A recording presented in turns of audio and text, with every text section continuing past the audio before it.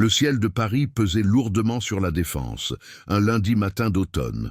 Un gris uniforme recouvrait les sommets des gratte-ciel, et un vent glacial serpentait entre les tours de verre et d'acier, fouettant les visages des cadres pressés.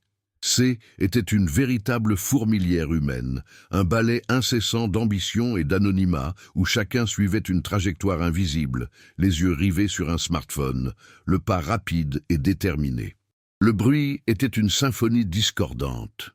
Le grondement sourd du métro sous le parvis, le vrombissement des moteurs de voitures de luxe et le cliquetis des talons sur le béton poli. Dans cette jungle urbaine, l'indifférence était la règle.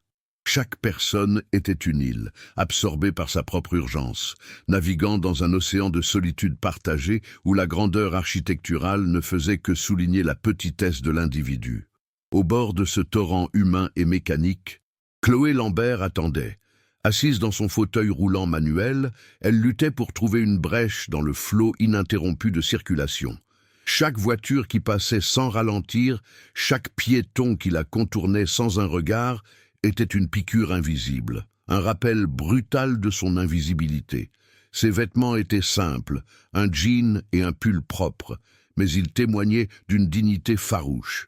Ses cheveux étaient sagement attachés, dégageant un visage où la détermination se battait contre une lassitude grandissante. Ses mains, crispées sur les roues de son fauteuil, trahissaient sa frustration. Elle n'était pas en colère, juste épuisée par cette bataille quotidienne pour des choses que les autres tenaient pour acquises, comme traverser une simple rue. Elle était une silhouette fragile et pourtant incroyablement résiliente, perdue dans un monde qui ne semblait pas avoir été conçu pour elle. À l'intérieur d'une Aston Martin bleu nuit, Lucien Dubois venait de terminer un appel tendu. Il jeta son téléphone sur le siège passager avec un soupir d'exaspération, le poids de son empire pesant sur ses épaules. C'est alors que son regard, vide et fatigué, se posa sur Chloé.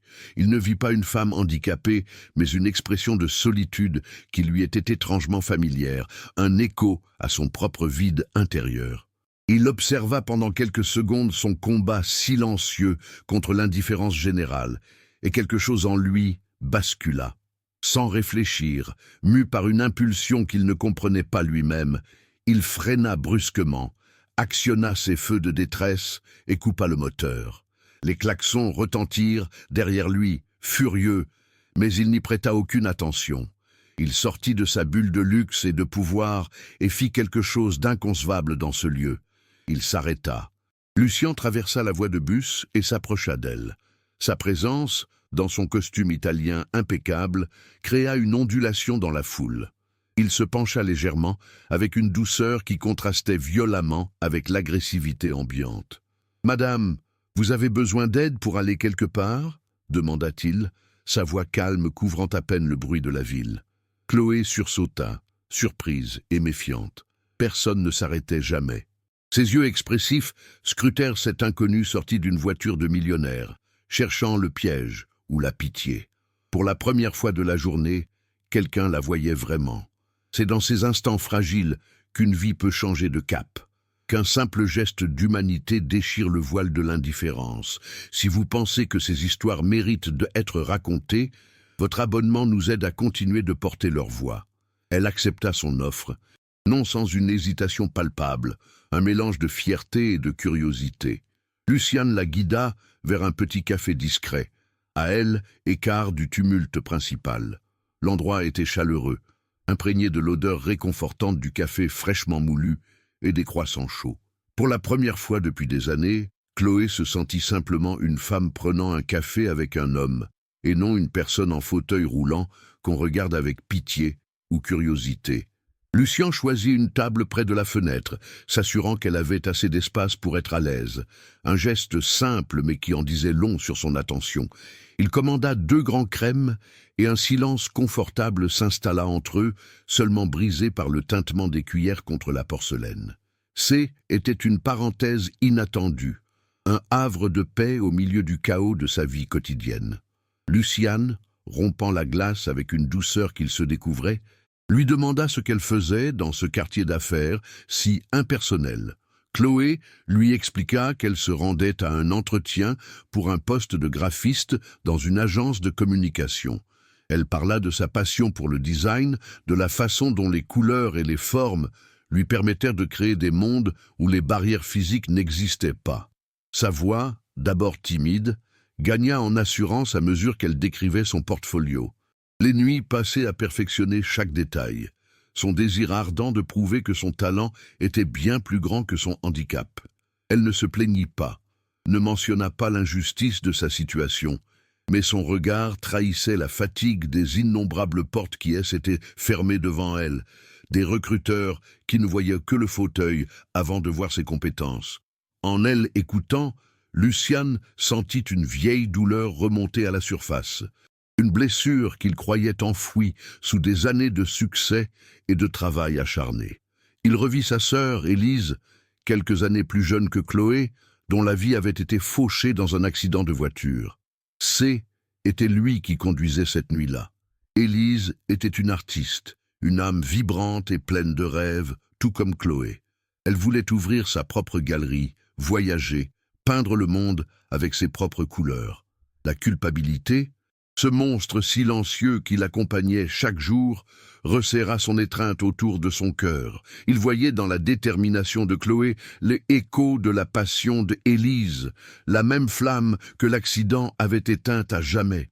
Il comprit alors que son geste impulsif sur le parvis N n'était pas un simple acte de gentillesse, mais une tentative désespérée de racheter une faute qu'il ne se pardonnerait jamais. Chloé raconta ensuite, avec une pudeur touchante, son quotidien depuis l'accident, il y a 3 ans. Elle ne s'attarda pas sur le drame, mais sur les conséquences pratiques, les petites humiliations qui s'accumulaient jour après jour. Elle décrivit la frustration de devoir planifier chaque déplacement en fonction des rampes d'accès, la sensation d'être invisible aux yeux des passants pressés, le regard des gens qui changeaient dès qu'ils apercevaient les roues de son fauteuil. Elle parla de la solitude qui s'installait parfois le soir, quand le silence de son petit appartement devenait assourdissant. Pourtant, il n'y avait aucune amertume dans sa voix, seulement une résilience tranquille, une force intérieure qui forçait l'admiration. Elle avait appris à trouver de la beauté dans les petites victoires, comme réussir à attraper un objet en hauteur ou naviguer dans un supermarché bondé sans aide. Lucian était captivé. Il réalisait à quel point son propre monde, fait de conseils d'administration, de bilans financiers et de jets privés, était déconnecté de la réalité. Sa solitude à lui était dorée, luxueuse, mais tout aussi profonde que celle de Chloé. Il était entouré de gens, mais personne ne le voyait vraiment. On voyait le PDG, le millionnaire, l'homme de pouvoir. Personne ne voyait l'homme brisé qui se cachait derrière le costume impeccable. Celui qui se réveillait encore en sursaut la nuit, revoyant les phares de la voiture qui avait percuté la sienne. En Chloé, il ne voyait pas une femme à plaindre, mais un miroir de sa propre fragilité et surtout une force qu'il avait perdue. Il sentait naître en lui un besoin irrépressible de l'aider, non par pitié, mais par une sorte de reconnaissance, comme si en l'aidant à surmonter ses obstacles, il pouvait d'une certaine manière réparer son propre passé. Il lui proposa de la conduire à son entretien, une offre qu'elle accepta cette fois avec un sourire sincère. Le trajet dans l'Aston Martin fut surréaliste pour elle, un cocon de cuir et de silence au milieu du vacarme parisien. Il la déposa devant l'immeuble de l'agence et avant qu'elle ne sorte, il lui tendit sa carte de visite. « Appelez-moi pour me dire comment ça s'est passé », dit-il. « Et pas seulement pour ça. Si vous avez besoin de quoi que ce soit. » Était plus qu'une simple formule de politesse. Dans son regard, Chloé vit une sincérité qui la désarma. Pour la première fois, elle sentit qu'elle pouvait faire confiance à cet inconnu. Ce lien fragile, tissé en moins d'1 heure autour d'un café, était peut-être le début de quelque chose de nouveau. Un tournant inattendu sur un chemin qu'elle croyait tout tracé. C'est dans ces rencontres improbables, quand 2 solitudes se frôlent et se reconnaissent, que les plus belles histoires humaines prennent racine. Si vous croyez aussi au pouvoir de ces moments qui changent une vie, votre abonnement est le soutien qui nous permet de continuer à les mettre en lumière. Chloé passa son entretien avec une confiance renouvelée. L'humanité que Lucian lui avait montrée avait ravivé une étincelle en elle. Elle ne parla pas de sa rencontre, mais son énergie et sa passion pour son travail transparaissaient dans chacune de ses réponses. Elle sentait qu'elle avait toutes ses chances, non pas grâce à un millionnaire, mais parce qu'elle avait retrouvé, le temps d'un matin, la certitude qu'elle méritait sa place dans ce monde, au même titre que n'importe qui d'autre. Elle quitta l'immeuble le cœur léger, persuadée que, quoi qu'il arrive, cette journée avait déjà changé quelque chose de fondamental en elle. Quelques jours plus tard, Chloé reçut un appel. L'agence lui offrait le poste. Une vague de joie pure la submergea, si intense qu'elle en eut les larmes aux yeux. Était la validation de son talent, la preuve qu'elle avait eu raison de persévérer. Sa première pensée fut d'appeler Lucian. Elle hésita, se demandant si elle ne le dérangeait pas, mais son envie de partager la nouvelle fut plus forte.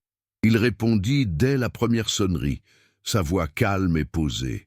Quand elle lui annonça la nouvelle, elle entendit un sourire dans sa voix. « Je n'en ai jamais douté, » lui dit-il. « Votre talent est évident. » Ces mots simples la touchèrent profondément.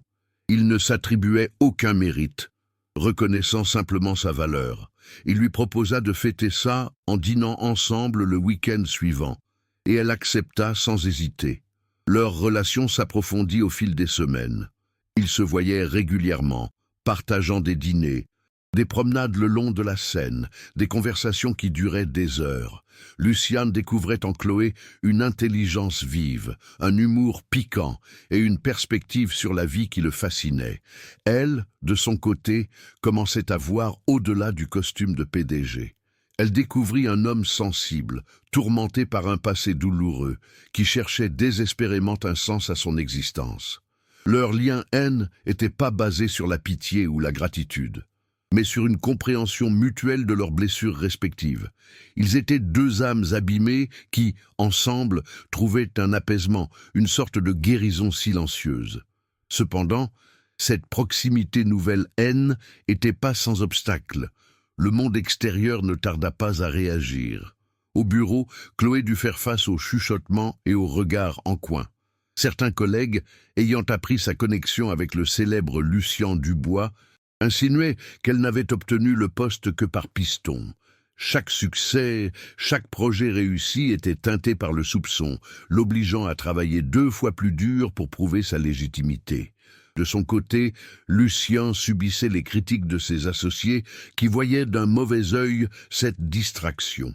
Il ne comprenait pas pourquoi il passait autant de temps avec cette fille, le pressant de se reconcentrer sur les affaires. La pression sociale érigeait un mur invisible entre eux, menaçant de détruire la confiance qu'ils commençaient à peine à construire. Le plus grand obstacle, cependant, venait de l'intérieur de Chloé. Malgré la sincérité évidente de Lucian, une peur persistante la rongeait, celle de être perçue comme un projet de charité, un moyen pour lui de soulager sa conscience. Elle avait passé les 3 dernières années à se battre pour son indépendance, refusant toute forme de pitié. L'idée que l'homme pour qui elle commençait à éprouver des sentiments profonds ne la voit que comme une personne à sauver lui, était insupportable. Ce conflit interne la poussait parfois à se montrer distante, à ériger des barrières pour se protéger. Elle voulait être son égale, pas son œuvre de bienfaisance. Cette angoisse grandissait en silence, comme une fissure dans les fondations de leur relation naissante.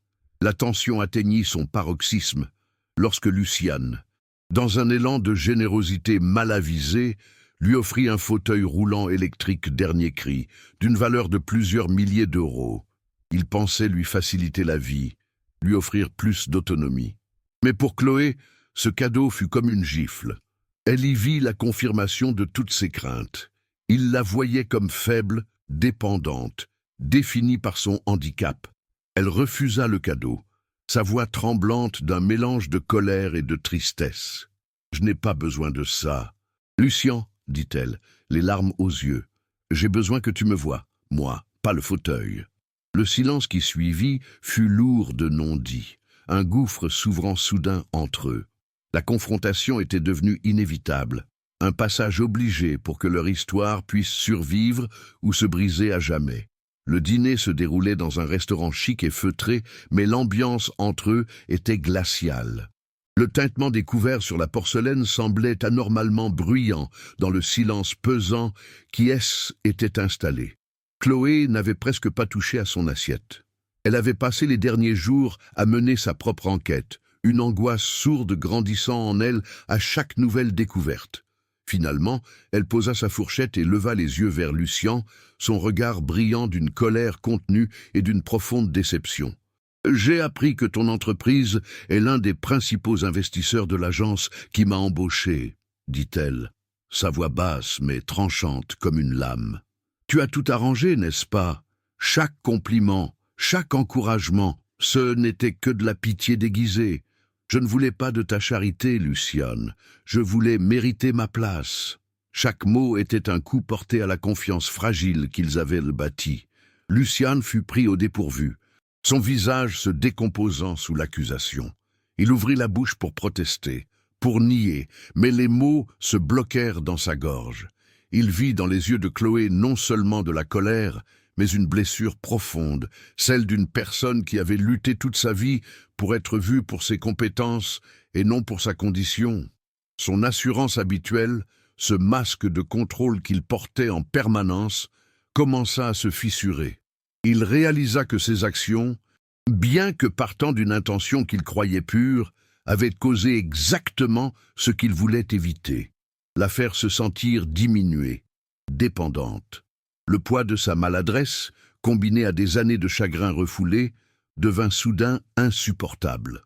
Le puissant PDG disparut, ne laissant qu'un homme accablé au bord du gouffre.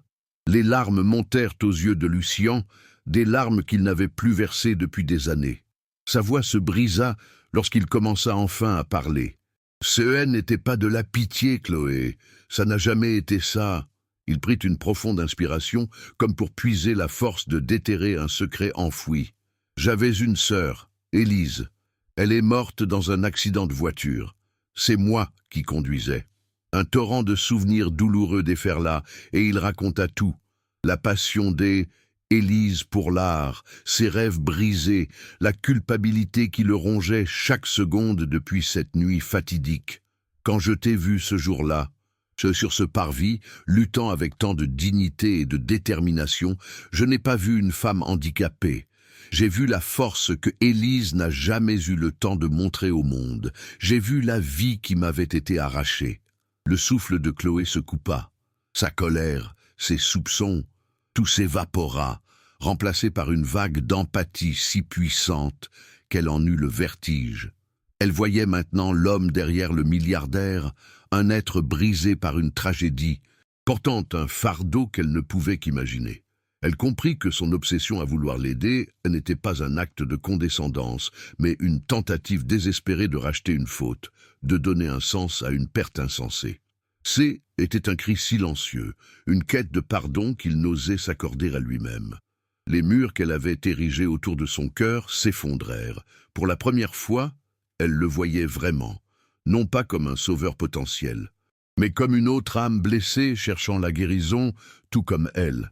Il la regarda, son âme mise à nu, sa vulnérabilité totale. « Je ne t'ai pas vu comme un projet, Chloé, » répéta-t-il, sa voix à peine un murmure. « Aide-toi n'était pas pour te sauver, c'était pour me sauver des ténèbres dans lesquelles je vis depuis que je l'ai perdu. » Chloé tendit la main par-dessus la table et posa délicatement ses doigts sur les siens. Le contact était électrique, un pont jeté par-dessus deux abîmes de douleur. À cet instant, leur relation se transforma. Hélène n'était plus basée sur la gratitude ou l'aide, mais sur une compréhension mutuelle de leurs cicatrices. Ils étaient deux survivants qui venaient de se trouver, non pas pour se sauver l'un l'autre, mais pour apprendre à marcher ensemble sur le chemin de la guérison. C était le véritable commencement de leur histoire. Leur relation, désormais fondée sur une vérité brute et une vulnérabilité partagée, se transforma en un partenariat indestructible. Quelques semaines après cette soirée décisive, Luciane vendit une partie de ses actions dans sa start-up, une décision qui stupéfia le monde des affaires. Avec les fonds, il ne s'acheta pas un nouveau yacht ou un jet privé, mais il créa la Fondation Élise Dubois. Il présenta le projet à Chloé non pas comme un fait accompli, mais comme une toile vierge qu'ils devaient peindre ensemble. Il ne lui offrait pas un autre cadeau malencontreux, mais une mission commune: utiliser sa fortune et son influence pour remodeler Paris en une ville où personne ne se sentirait plus jamais invisible. Chloé accepta, les larmes aux yeux, non pas par gratitude, mais avec la ferveur d'une architecte à qui l'on donne enfin les outils pour construire un monde plus juste. Son expertise vécue serait la pierre angulaire de ce nouvel édifice. La fondation Élise Dubois devint rapidement bien plus qu'un simple projet philanthropique. Elle devint une force de changement tangible. Chloé N n'était pas une simple conseillère.